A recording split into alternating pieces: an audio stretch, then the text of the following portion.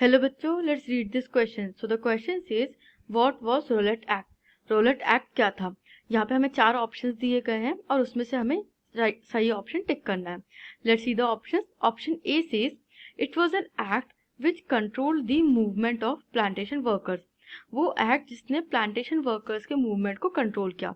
Option B, it was an act through which the government got enormous power to repress political activities, allowed detention of political prisoners without trial for 2 years. वो act जिसके through government को powers मिल गई political activities को repress करने का और detention करने का पॉलिटिकल प्रिजनर्स का without trial for 2 years. Third is the act through which wages of workers were reduce. वो एक्ट जिससे वर्कर्स के वेजेस को कम किया गया था. And the fourth is none of the above. Let's see the key concept. The key concept is world war 1. World war 1 के बाद रॉलेट एक्ट इंट्रोड्यूस किया गया था भारत में. Let's see the answer. Hurriedly pass through imperial legislative council despite united opposition of Indian members. This act was brought to control the political activity in India and detain the politicians.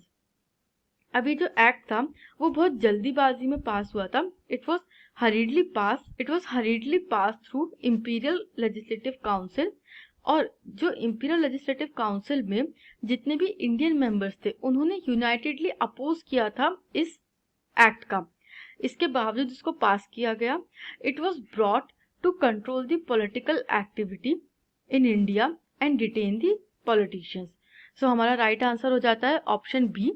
It was the act through which the government got enormous powers to repress political activities, allowed detention of political prisoners without trial for 2 years.